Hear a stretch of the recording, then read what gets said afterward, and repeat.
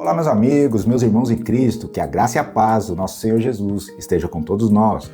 Para você que ainda não me conhece, eu sou seu irmão em Cristo, presbítero Marcos Souza, e hoje estamos dando continuidade à nossa leitura bíblica. Já estamos na reta final do livro de Mateus, chegamos já no capítulo 26, mas se por acaso você veio a perder algum capítulo ou você está chegando agora no canal, não se preocupe, fique conosco até o final desse vídeo que nós vamos deixar para você a playlist que contém todos os capítulos até aqui, ok? Então já vai deixando aí aquele like, se inscreve rapidinho no nosso canal se você não é inscrito e principalmente compartilhe esse vídeo com seus amigos, que hoje vai ser bênção do céu. Bora lá, que hoje tem muito conteúdo, vem comigo. Mateus capítulo 26. E tendo Jesus acabado todos esses ensinamentos, disse aos seus discípulos. Aqui Mateus está se referindo a toda a escatologia bíblica que Jesus deu nos seus ensinamentos que nós vimos no capítulo 24 e também no capítulo 25 de Mateus. Você está lembrado? Se você ainda não viu, vale muito a pena você assistir esses dois capítulos que mostram o ensino maravilhoso que Jesus nos deixou. Verso 2. Sabeis que daqui 2 dias celebrar-se-á a Páscoa e o Filho do Homem será entregue para ser crucificado. Então os principais sacerdotes e anciãos do povo se reuniram no palácio do sumo sacerdote chamado Caifás e deliberaram prender Jesus à traição e matá-lo, mas diziam, não durante a festa, para que não haja tumulto entre o povo. Essa festa aqui que eles estão falando é a Páscoa, que durava para eles cerca de 1 semana, sendo o primeiro dia a Páscoa e os demais dias era chamado a festa dos pães asmos. Você encontra essa referência sobre essas festas ali no livro de Levítico, capítulo 23, verso 4 a 8. Verso 6. Ora, estando Jesus em Betânia, em casa de Simão, o leproso, aproximou-se dele uma mulher, trazendo um vaso de alabastro cheio de precioso bálsamo, que ele derramou sobre a cabeça, estando ele à mesa.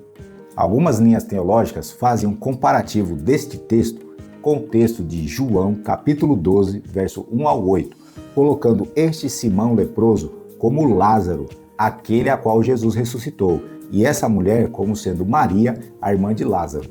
Pois eles alegam que Lázaro não é um nome próprio, mas sim um termo descritivo para leproso. Mas se lermos o texto de João com bastante atenção, então nós veremos que Lázaro está sim na casa, mas não diz que é na sua casa. Então esse Simão era um leproso que Jesus curou, que também morava em Betânia, assim como Lázaro, Marta e Maria, também moradores de Betânia, sabendo que Jesus tinha chegado na casa desse Simão, foram para lá. É tudo tão simples, né? Mas o povo complica tudo. Teologia é assim mesmo. Verso 8. Vendo isso, indignaram-se os discípulos e disseram, para que esse desperdício? Pois esse perfume podia ser vendido por muito dinheiro e dar-se aos pobres. Mas Jesus, sabendo disso, disse-lhes, por que molestais essa mulher? Ela praticou boa ação para comigo, porque os pobres sempre o tendes convosco, mas a mim nem sempre me tendes. Pois derramando este perfume sobre o meu corpo, ela fez para o meu sepultamento. Em verdade vos digo, onde for pregado em todo o mundo este evangelho, será também contado o que ela fez para a memória sua. Um fato interessante aqui, meus irmãos, é que as mulheres naquela época, elas eram limitadas quanto à reunião dos homens, elas não podiam estar presentes na reunião dos homens. Então, quando ocorre isso aqui, nós vemos que Jesus está quebrando todos os protocolos e tradições que existiam naquela época a esse respeito. Verso 14. Então um dos 12, chamado Judas Iscariotes, indo ter com os principais sacerdotes, propôs, que me quereis dar, eu vou lhe entregarei. E pagaram-lhe 30 moedas de prata, e deste momento em diante buscava ele uma boa ocasião para o entregar. Aqui se cumpre a profecia de Zacarias, capítulo 11, verso 12 e 13, ou seja, até o valor de Jesus já havia sido profetizado. No primeiro dia da festa dos pães asmos, vieram os discípulos a Jesus e lhe perguntaram, onde queres que te façamos os preparativos para comeres a Páscoa? E ele lhe respondeu, ide à cidade ter com certo homem e dize-lhe, o mestre manda dizer, o meu tempo está próximo, Em tua casa celebrarei a Páscoa com os meus discípulos. E eles fizeram como Jesus lhe ordenara e prepararam a Páscoa. E chegada a tarde, pôs-se ele à mesa com os 12 discípulos. E, enquanto comiam, declarou Jesus: Em verdade vos digo que um dentre vós me trairá. E eles, muitíssimo contristados, começaram um por um a perguntar-lhe: Porventura sou eu, Senhor? E ele respondeu: O que mete comigo a mão no prato, esse me trairá. O Filho do Homem vai, como está escrito a seu respeito. Mas ai daquele por intermédio de quem o Filho do Homem está sendo traído. Melhor lhe fora não haver nascido. Então Judas, o que o traíra, perguntou: Caso sou eu, mestre? Respondeu-lhe Jesus: Tu o disseste. Veja que Jesus diz que tudo aquilo que vai acontecer com ele a respeito da sua morte já estava escrito.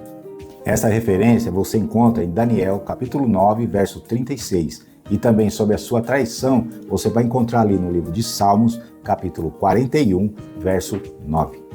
Algumas linhas teológicas defendem que Judas nasceu predestinado a trair Jesus. Você concorda com essa tese? Porque se Judas foi realmente destinado a trair Jesus, então simplesmente ele só fez a vontade de Deus, correto? Porque Jesus precisava ser traído por alguém para que se cumprisse as profecias. Então, nesse caso, qual seria a condenação de Judas se ele só fez a vontade de Deus? Deixa aí nos comentários. Versículo 26. Enquanto comiam, tomou Jesus um pão e, abençoando-o, partiu e deu aos discípulos, dizendo: Tomai e comei, isto é o meu corpo. A seguir, tomou um cálice e, tendo dado graça, o deu aos discípulos, dizendo: Bebei dele todos, porque isso é o meu sangue, o sangue da nova aliança, derramado em favor de muitos para a remissão de pecados. Essa nova aliança que Jesus está dizendo é aquela predita pelo profeta Jeremias, que você encontra ali em Jeremias, capítulo 31, verso 31 ao 34.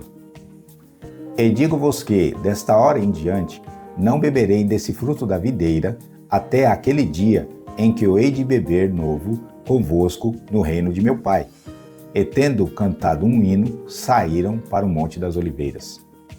A Páscoa judaica que eles estão celebrando aqui, meus irmãos, é para relembrar a saída do povo de Israel do Egito, quando Deus com mão forte os resgatou de lá. Mas agora Jesus está dando um novo significado para tudo isso, mostrando a nova aliança que Deus está fazendo agora com o mundo, sendo o pão que simboliza a carne do cordeiro, que era repartido entre todos. O vinho simboliza o sangue que eles passaram nos umbrais das portas e das janelas para que eles fossem livres do anjo da morte que iria passar no Egito. Essas referências você encontra ali no livro do Êxodo, capítulo 12, verso 1 ao 13. Então, meus irmãos, essa celebração que Jesus está fazendo agora na nova aliança é a nossa Santa Ceia, ao qual nós devemos fazer em memória daquele que nos tirou, que nos resgatou lá do mundo, nos livrou do pecado e também da morte. Verso 31. Então Jesus lhes disse: Essa noite todos vós escandalizareis comigo, porque está escrito: Ferirei o pastor e as ovelhas do rebanho ficarão dispersas. Essa referência que Jesus está dizendo aqui você encontra no livro de Zacarias, capítulo 13, verso 7. Mas depois da minha ressurreição, irei adiante de vós para Galiléia. Disse-lhe Pedro: Ainda que venha a ser um tropeço para todos, nunca o será para mim. Replicou-lhe Jesus: Em verdade te digo que, nesta mesma noite, antes que o galo cante, tu me negarás 3 vezes. Disse-lhe Pedro: Ainda que me seja necessário morrer contigo, de nenhum modo te negarei. E todos os discípulos disseram o mesmo. Lembra que nós aprendemos que o sentido da palavra escandalizar está em se afastar de Jesus? É nesse sentido que Jesus está dizendo isso aos seus discípulos. E Pedro está dizendo que mesmo que ele morra, ele nunca se afastaria de Jesus. Verso 36. Em seguida foi Jesus com eles a um lugar chamado Getsêmane e disse a seus discípulos: Assentai-vos aqui enquanto eu vou ali orar. E levando consigo a Pedro e os 2 filhos de Zebedeu, começou a entristecer-se e a angustiar-se. Então lhes disse: A minha alma está profundamente triste até a morte. Ficai aqui e vigiai comigo. Adiantando-se um pouco, prostrou-se sobre o seu rosto, orando e dizendo: Meu Pai, se possível, passa de mim esse cálice. Todavia, não seja como eu quero, e sim como tu queres. Nesta frase, meus irmãos, nós não podemos concluir de maneira nenhuma que Jesus estivesse querendo fugir das suas responsabilidades, ou seja, do plano de salvação. Mas nós vemos aqui a verdadeira natureza humana de Jesus, que Jesus sofria as mesmas consequências humanas como eu e como você, pois ele já estava sentindo fisicamente toda a dor e angústia que ele passaria naquela cruz, e espiritualmente ele já podia sentir o peso de todo o pecado que ele teria que carregar sobre ele, ou seja, o meu pecado e o seu pecado. Verso 40. E voltando para os discípulos, achou-os dormindo, e disse a Pedro: Então nem uma hora pudeste vós vigiar comigo? Vigiai e orai, para que não entreis em tentação. O espírito, na verdade, está pronto, mas a carne é fraca. Aqui Jesus está mostrando a luta que nós enfrentamos entre a carne e o espírito. Exatamente aquilo que Paulo nos ensina ali no livro de Gálatas, capítulo 5, versos 16 a 17, e também no livro de Romanos, capítulo 8, verso 13. Verso 42. Tornando a retirar-se, orou de novo, dizendo: Meu Pai, se não é possível passar de mim este cálice sem que eu beba, faça-se a tua vontade. Agora Jesus está se submetendo inteiramente à vontade do Pai, assim como nós também devemos fazer, nos submeter totalmente à vontade de Deus em nossa vida, assim como o próprio Jesus nos ensinou ali na oração do Pai Nosso. Verso 43. E voltando, achou-os outra vez dormindo, porque os seus olhos estavam pesados. Deixando-os novamente, foi orar pela terceira vez, repetindo as mesmas palavras. Então voltou para os seus discípulos e lhes disse: Ainda dormis e repousais. Eis que é chegada a hora, e o Filho do Homem está sendo entregue nas mãos de pecadores. Levantai-vos, vamos, eis que o traidor se aproxima. Falava ele ainda, eis que chegou Judas, um dos 12, e com ele uma grande turba com espadas e porretes, vindo da parte dos principais sacerdotes e dos anciãos do povo. Ora, o traidor lhes tinha dado este sinal: aquele a quem eu beijar é esse, prendei-o. E logo, aproximando-se de Jesus, lhe disse: Salve, mestre, e o beijou. Por mais que Jesus era conhecido entre todos, a vestimenta que eles usavam eram bem semelhantes uns dos outros. Também era noite, a iluminação era ruim e havia mais gente ali junto com eles. Por isso que Judas está dando este sinal, para não haver possibilidade nenhuma de Jesus escapar no meio da multidão. Verso 50. Jesus, porém, lhe disse: Amigo, para que vieste? Nisso, aproximando-se eles, deitaram a mão em Jesus e o prenderam. E eis que um dos que estavam com Jesus estendeu a mão, sacou da espada e, golpeando o servo do sumo sacerdote, cortou-lhe a orelha. Então Jesus lhe disse: Embainha a tua espada, pois todos os que lançam mão da espada, a espada perecerão. Este em questão é Pedro, e Jesus está fazendo referência da lei que você encontra ali, em Êxodo capítulo 21, verso 24 e 25. Acaso pensas que não posso rogar a meu Pai, e ele me mandaria neste momento mais de 12 legiões de anjos? Como, pois, se cumpririam as Escrituras, segundo as quais assim deve suceder? Veja que Jesus está mostrando a todos ali que tudo isso que está acontecendo já estava profetizado, que deveria ser assim, que ele precisava morrer. Mas tudo isso estava sendo muito difícil para os seus discípulos entenderem tudo o que estava acontecendo. Verso 55. Naquele momento, disse Jesus às multidões: Saístes com espadas e porretes para prender-me como a um salteador? Todos os dias no templo, eu me assentava convosco ensinando, e não me prendestes. Tudo isso, porém, aconteceu para que se cumprisse as escrituras dos profetas. Então os discípulos todos, deixando-o, fugiram. Novamente, essa profecia se refere ao livro de Zacarias, capítulo 13, verso 7. E os que prenderam Jesus o levaram à casa de Caifás, o sumo sacerdote, onde se havia reunido os escribas e os anciãos.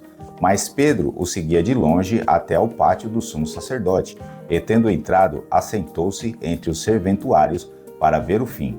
Ora, os principais sacerdotes e todo o sinédrio procuravam algum testemunho falso contra Jesus a fim de o condenarem à morte, e não acharam, apesar de se terem apresentado muitas testemunhas falsas, mas afinal compareceram duas afirmando: Este disse: Posso destruir o santuário de Deus e reedificá-lo em 3 dias.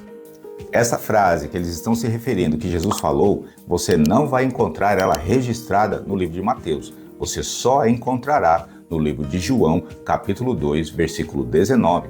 Isso nos mostra como esses livros, os evangelhos, estão conectados entre si. Verso 62. E levantando-se o sumo sacerdote, perguntou a Jesus: Nada respondes ao que esses depõem contra ti? Jesus, porém, guardou silêncio, e o sumo sacerdote lhe disse: Eu te conjuro, pelo Deus vivo, que nos diga se tu és o Cristo, o Filho de Deus. Aqui está se cumprindo a profecia de Isaías, capítulo 53, verso 7, onde diz que como ovelha muda, ele não abriu a sua boca. Respondeu-lhe Jesus: Tu o disseste, entretanto eu vos declaro que, desde agora, vereis o Filho do Homem assentado à direita do Todo-Poderoso e vindo sobre as nuvens do céu. Então o sumo sacerdote rasgou as suas vestes, dizendo: Blasfemou, que necessidade mais temos de testemunhas? Eis que ouviste agora a blasfêmia. O ato de rasgar as vestes nesse sentido aqui, meus irmãos, é no ato de indignação e de repulsa contra isso que Jesus acabou de dizer. Que vos parece? Responderam-lhe eles: é réu de morte. Aqui, meus irmãos, nós devemos entender melhor o que estava acontecendo. Quando Jesus ele é colocado diante do Sinédrio, é como se ele estivesse sendo colocado diante do Supremo Tribunal Federal aqui no Brasil, só para você ter uma ideia. Então, ele não poderia ser condenado à morte por qualquer motivo, sendo que até levantaram testemunhas falsas contra Jesus, porém, eles não encontraram provas suficientes para isso. O ato de Jesus se proclamar como Messias não seria assim passível de morte, porque naquela época muitos se proclamavam como Messias e Jesus poderia ser apenas mais um. Então, nesse caso, não seria condenação de morte, mas sim simplesmente interná-lo no hospício. Mas quando Jesus diz que estaria sentado ao lado de Deus e vindo sobre as nuvens do céu, Jesus estava se proclamando divino. Por isso que eles disseram que Jesus estava blasfemando. Essa referência você encontra ali no livro de Levítico, capítulo 24, verso 16. Pois como poderia um homem que estava ali diante deles, de carne e osso, estar ao lado de Deus e vindo sobre as nuvens do céu? Eles não conseguiam entender que Jesus estava falando sobre a sua segunda vinda em glória. Aqui também cabe a questão da divindade de Jesus, que está sendo proclamada por ele mesmo, que ele estaria assentado do lado do Pai, que também é divino. Então aqui nós temos um bom texto para provar para aqueles que dizem que Jesus foi apenas um homem natural. Verso 67. Então uns cuspiram-lhe no rosto e lhe davam murros, e outros o esbofeteavam, dizendo: Profetiza-nos, ó Cristo, quem é que te bateu? Ora, estava Pedro assentado fora no pátio, e aproximando-se uma criada, lhe disse: Também tu estavas com Jesus, o Galileu. Ele, porém, o negou diante de todos, dizendo: Não sei o que dizes. E saindo para o alpendre, foi ele visto por outra criada, ao qual disse aos que ali estavam: Este também estava com Jesus o Nazareno. E ele negou outra vez com juramento: Não conheço tal homem. Logo depois, aproximando-se os que ali estavam, disse a Pedro: Verdadeiramente és também um deles, porque o teu modo de falar o denuncia. Então começou ele a praguejar e a jurar: Não conheço esse homem, e imediatamente cantou o galo. Então Pedro se lembrou da palavra que Jesus lhe dissera: Antes que o galo cante, tu me negarás 3 vezes. E saindo dali, chorou amargamente. Aqui, meus irmãos, nós vemos algo interessante. Assim como nos outros evangelhos, também traz o testemunho de que Pedro negou a Jesus, nós podemos perceber que ele foi reconhecido como discípulo de Jesus por causa da sua maneira de se portar, ou seja, as suas características é que o entregavam como um discípulo de Jesus. Aí eu te pergunto, e nós hoje, somos reconhecidos pela sociedade como discípulos de Jesus? A nossa maneira de falar e de agir, as nossas ações diante dos homens, nos denunciam realmente como cristãos? Estamos dando um exemplo ao mundo da nossa diferença de conduta ou estamos a cada dia mais parecidos com o mundo? Vale aí uma reflexão, hein? E é isso aí, chegamos ao final de mais um capítulo para a glória de Deus. Estamos já na reta final. Você não vai desistir agora não, né? E lembre-se, se tiver com qualquer dúvida, pode deixar aí nos comentários que a gente vai fazer o máximo para responder a todos. E se esse capítulo valeu a pena para você, então deixe o seu like, se inscreva no nosso canal e principalmente compartilhe esse vídeo com seus amigos. E agora nós vamos estar deixando para você a playlist que contém todos os capítulos até aqui. A playlist é essa que vai estar aparecendo para você aqui agora. Tá combinado? Então fique com Deus, um forte abraço e te espero, no próximo capítulo.